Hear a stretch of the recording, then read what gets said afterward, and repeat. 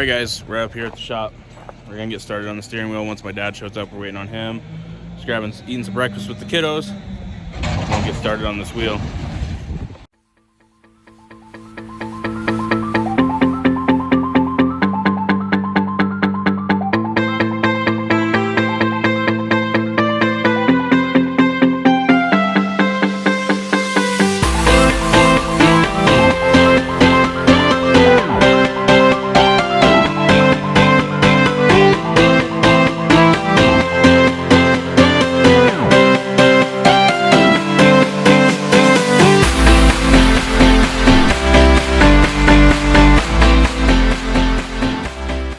Alright guys, so obviously first step, disconnect airbag. You don't want this thing going off in your face.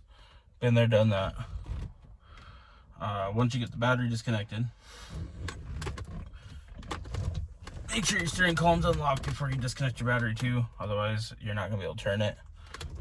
First step, back your steering wheel. There's 2 screws on either side. There's T27s in there holding the airbag on. Alright guys, we had to skip ahead a little bit. In order to get to these, I went from the bottom. You have to take, in order to get into, you have to take this panel off.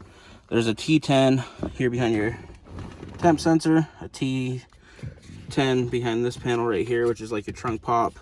And then there's 2 on the bottom. You just take those out, drop that down, and then you can turn the steering wheel at a 90 like that, and then go back for the other one. And that gets you to this point. All right, so we got the center nut off. I just use the snap-on impact. So this is where I've seen a lot of guys way overthink this. So you got your 2-prong steering wheel puller, and most steering wheels, they have like a threaded hole, and you put something like, if I can put it right there, like these don't have any threads. And I've seen guys try to like tap them so they can screw those bolts in. Just get the right tool, and that is these. If I can get this out far enough. These clamps just get in and they turn.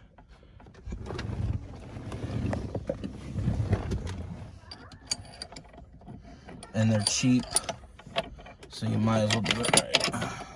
I'm gonna have to thread this out, so give me a second, boys.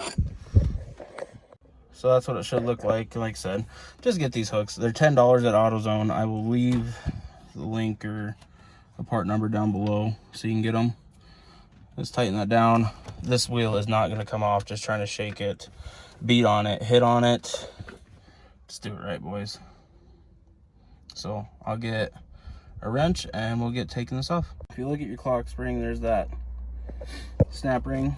That's what holds that on. So you just got to take that off, and then you can get the clock spring off. All right, so when you get to this point, get the clock spring off.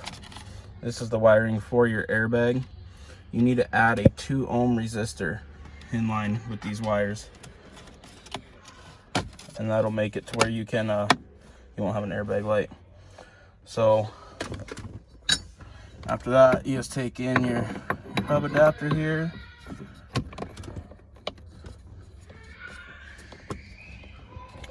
and you line it up like that. This hole goes through here. My last video I said you had to have that spacer kit. Apparently you don't anymore. They must have revised this enough to where you don't have to. So we're gonna get this bolted on, we're gonna get the wheel bolted on, and see what we end up with.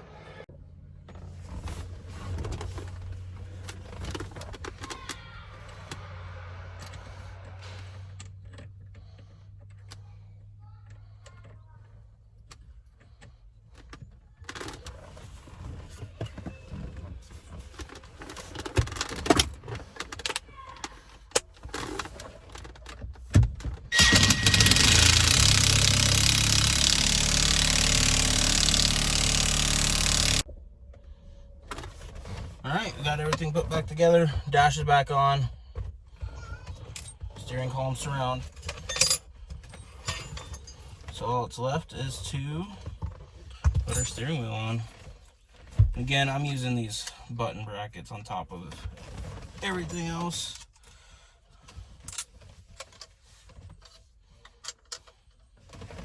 So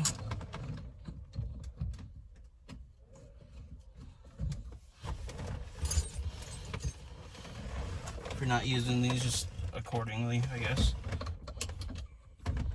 to your setup.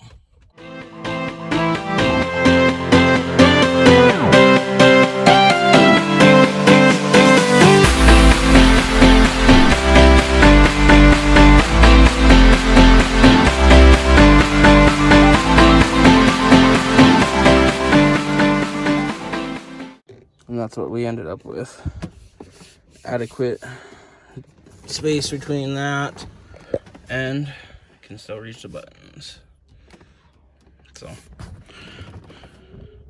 that's all there is to it. Pretty simple.